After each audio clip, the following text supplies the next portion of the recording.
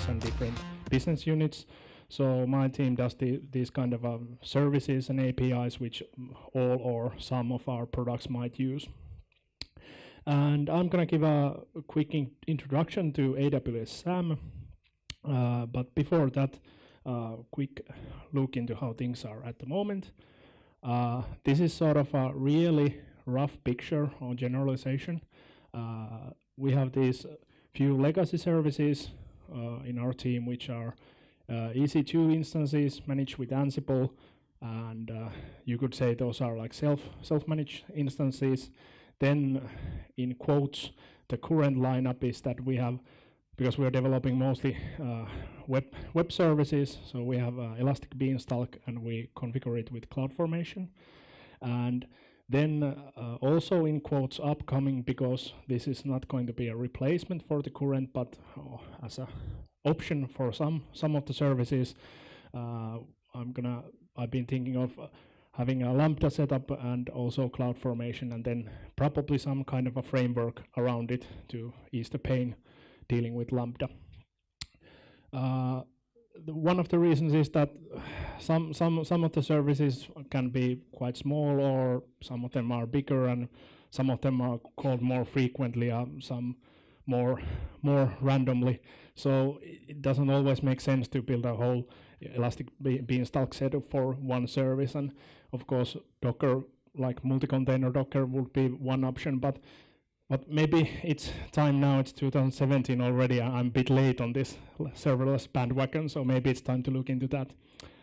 And one thing I started looking was AWS SAM, serverless application model, and you can identify it from the mascot, which has the most annoying English word to pronounce, squirrel. I think it's something like that, squirrel, but squirrel.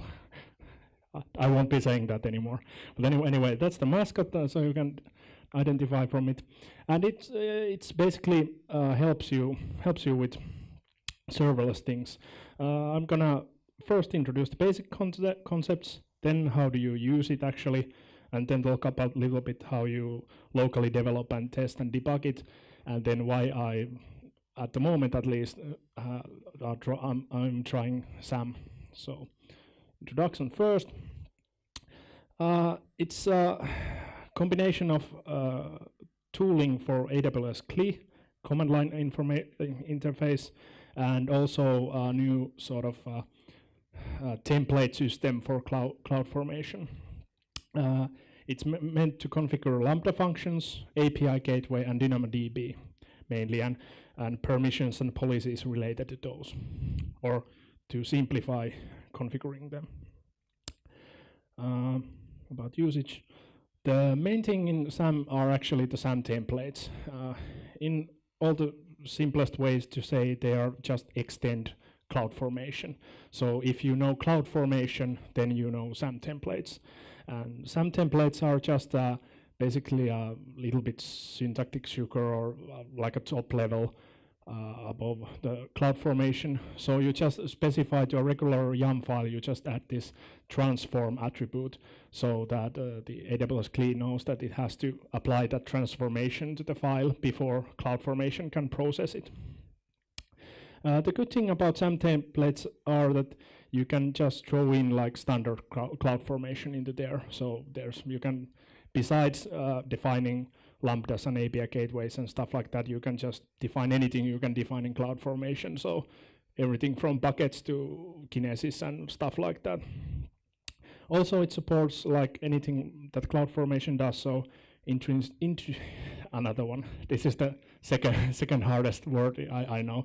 Intrinsic functions and cross-stack import-export values and outputs, which means that from the same SAM template you can specify multiple environments. So you can just parameterize it, and you can specify production and staging and so on. Besides the templating system, or the SAM templates, the main thing in SAM is also new resource types.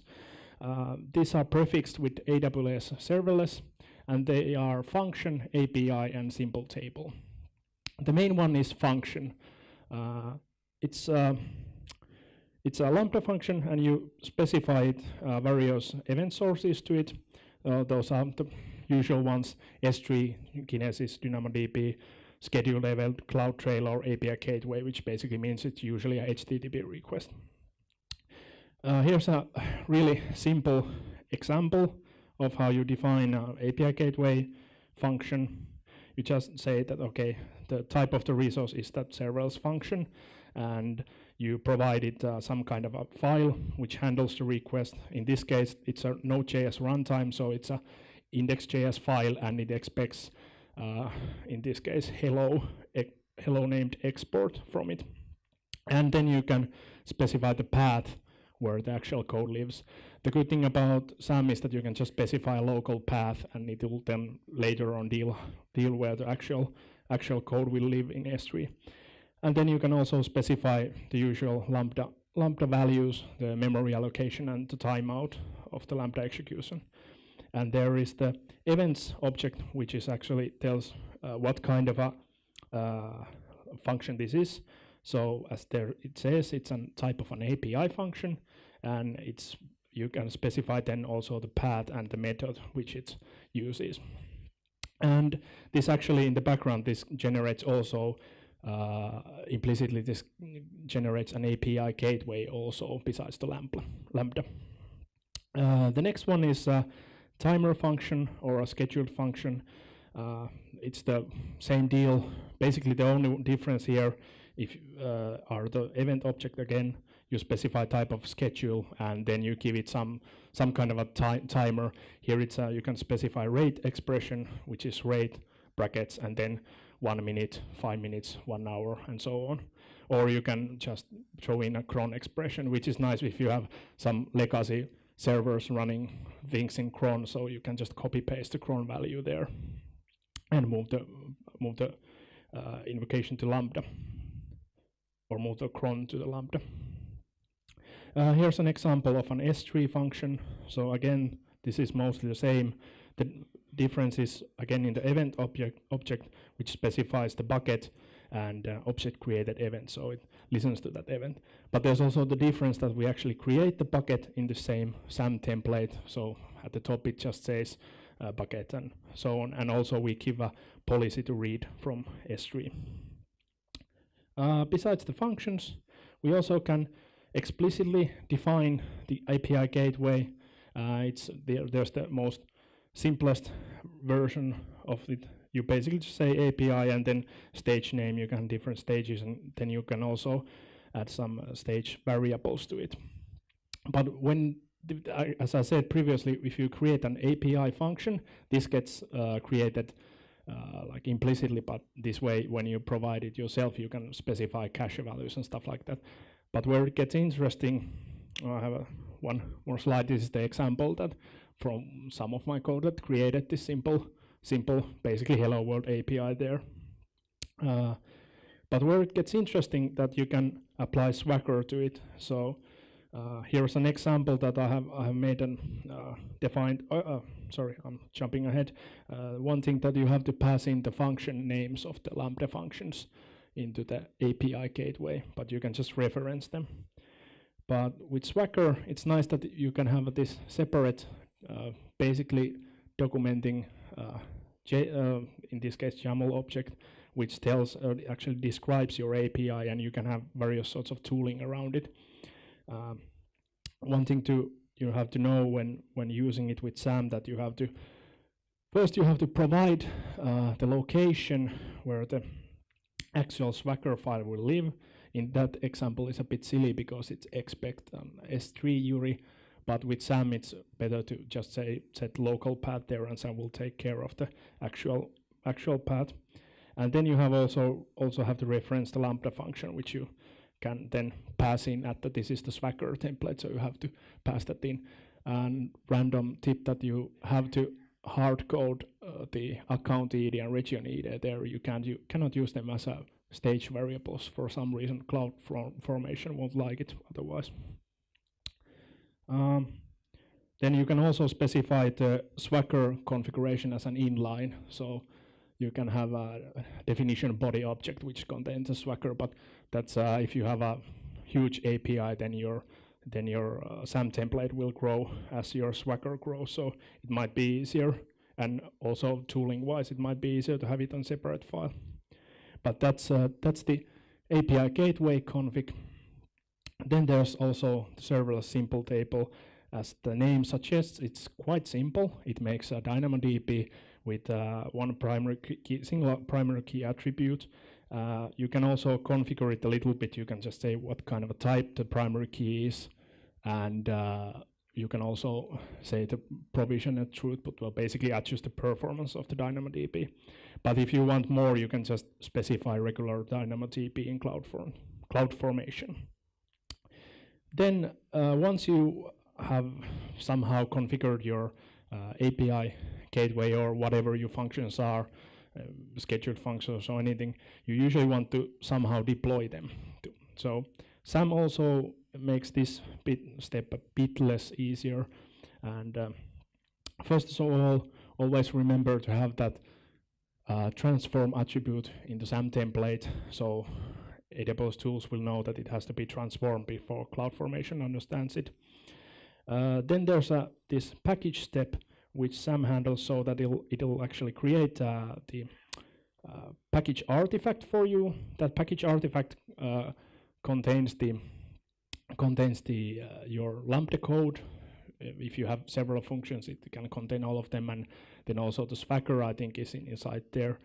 And it's basically just a zip file which SAM actually uploads into S3 by itself, and also at the same time it creates this what they call package template. That's an output of the SAM package tasks, and the package template is actually just standard CloudFormation. So SAM fills it with different values like the S3 URI of the artifact and things like that. And then the last step is deployment step, where basically just your command line tools just call CloudFormation, create change set, and then execute change set functions. And in practice, what this means, there are two commands. AWS, they are prefixed in AWS CloudFormation in the CLI, and it's AWS CloudFormation package, and then you provide it with the SAM template file. So you have your SAM template somewhere, then you specify an S3 bucket for the artifact, where the artifact gets uploaded, and then you specify the name for the package template, which will be output to your local machine or wherever you are executing these commands. And then the second one is the CloudFormation deploy, where you provide the path to the package template you just received or just created in the previous step, and then you specify some stack name to it, and then add some capabilities, and that's about it. And then CloudFormation starts churning in, and there will be new resources created or previous ones updated. And of course, you probably will want to because the two steps and parameters, so you probably want to make some kind of a scripting around that. And one good tip is to use command line interface aliases. So, yeah, good question. This AWS SAM, yeah, the question was that where does this zip file come from? So SAM handles that itself, so you don't have to create it yourself. So basically, if I have it somewhere here, wait a minute. So yeah, basically this is an example of the function. So you provide the code URI. This is a local path. So you can also specify like S3 URIs here, but with SAM it's like the main point is that it's like local path. So you provide local path. So here in my directory I have an actually this SAM template lives in its own directory, so that will go to the project root, and their SRC is the Lambda code. So it will know that it will look for that index.js file from there, or if I have several files configured, but it will look from there and it will make the archive file itself. And it also will in the, where was I? In the package step here, it will create the archive file and it will upload it into the specified S3 bucket. So it will be there waiting for you in the deploy step. And one thing actually related to that is that the S3 bucket where the artifact will be put must be created before the package step. So, and it cannot be created in the same SAM template because that will fail, because the bucket must exist before you run the SAM or the AWS Cloud Formation package command. So that's one thing to notice. Also, you'll probably want to have a separate IAM user for the deployment.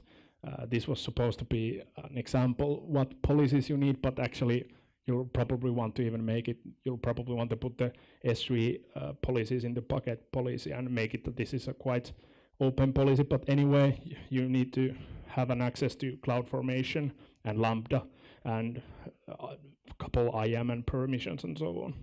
But yeah, once you actually run that deploy command, it'll hopefully be working if you have a code. So here was my silly hello world there in API gateway. That was about the actual cloud part of it. Then there's always, when developing anything that you run in cloud, or especially Lambdas, is the question how you debug and develop locally. Lambdas, as they are basically just functions, you can always like wrap something around it and call the function itself and specify some parameters you call it with.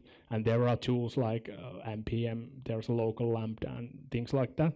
But actually, quite noteworthy from current or from a couple of weeks ago, AWS itself released this tool called SAM Local. It's actually very new. It was a couple of weeks old.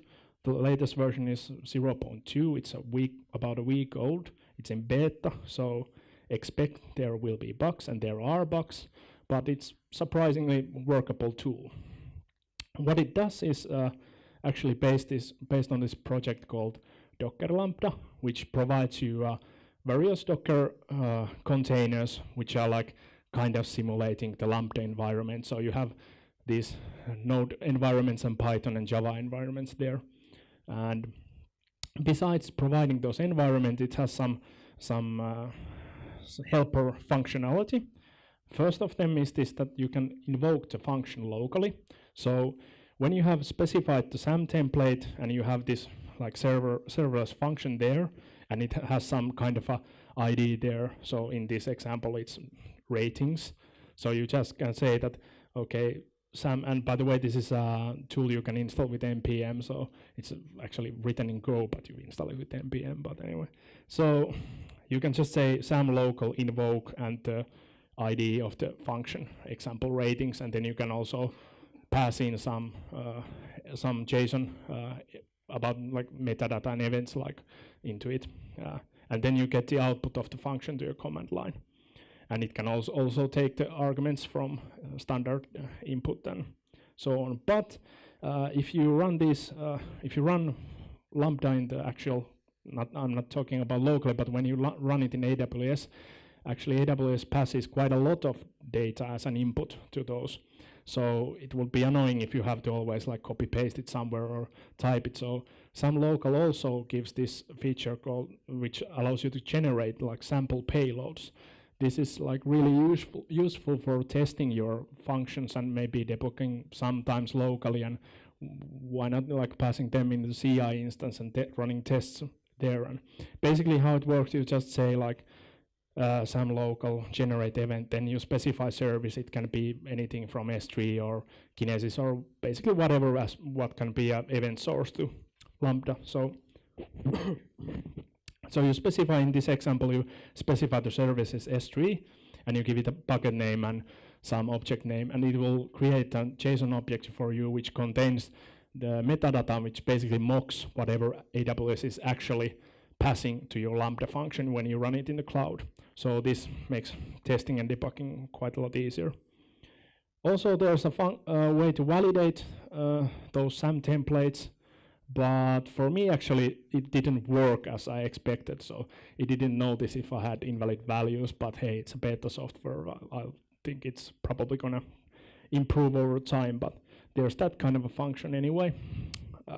But then probably the biggest or the nicest feature of SAM local is that you can actually set up a local, in quotes, API gateway to your machine, and it will spin up all the functions as you have configured in your SAM template and in your Swagger configuration.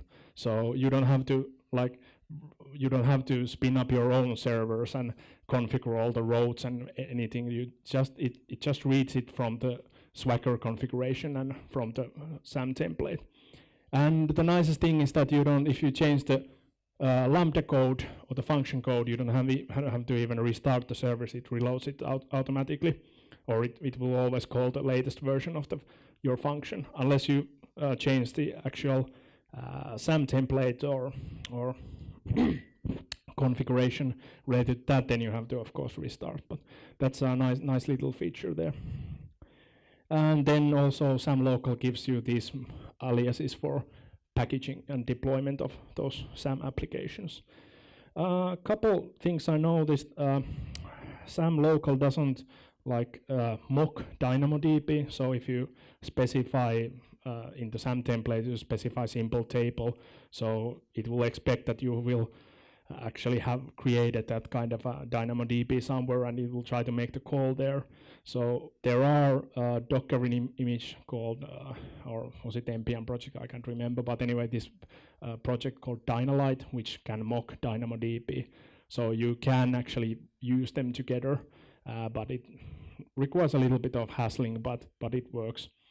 And then also my team's projects are mostly based on Docker Compose setups, or the local development is based on Docker Compose. So as this SAM local uses Docker in the background, that makes things a little bit difficult. It's not so clean, and you have to do some dirty tricks there and so on. But again, it's if you don't think about Docker Compose, the SAM local itself works quite well. And again, it's in beta. There are some weird things going on there and there, but mostly it works quite fine, at least for so far I've been testing it. And last but least, maybe why SAM? I haven't really decided that this will be the future or anything, but I've been playing around with it a couple of weeks, and I have one, depending how you count, 1 or 2 things running in production with it. And there are actually quite many serverless frameworks. Probably most of you guys who have heard about serverless have heard about the serverless framework, and that seems to be the probably the biggest ones and the most popular ones. Then there's also Apex, and then AWS have this Chalice, which is for Python, and then also Serverless Express, which means that you can have an Express.js node application and sort of run it in Lambda as well. But the serverless probably the biggest ones, and it seems to me I have no knowledge, or I'm not qualified to talk about serverless framework. That is not something I know very well. But what I know and what I've heard, that serverless has great developer experience from the get-go. So I suggest, from my little knowledge about it, that if you're starting to go serverless, but you don't really have existing infrastructure, or you want to do multi-cloud things, then you probably are better off looking with serverless framework. But what I like about SAM was that it fits to the main thing is that it fits to my current workflow or existing workflow. All of our projects are managed with, as you saw in one of the first slides, are managed with CloudFormation, so it fits in really nicely. And all of our, or at least considering my team, all of our projects are hosted in AWS. So this is also AWS specific, and in a way, it's native to AWS. Of course, SAM was published by AWS, but also it uses CloudFormation. It means that I get the change sets of the CloudFormation stacks. I can also view every change in the web console. And so I don't know. It makes me feel nice somehow. I don't know, but that fits for me. And I haven't had the time to test it yet. But at least according to the docs, it also supports the private VPCs for Lambdas. So that's also quite nice feature to have sometimes, especially as we are sometimes develop internal APIs as well.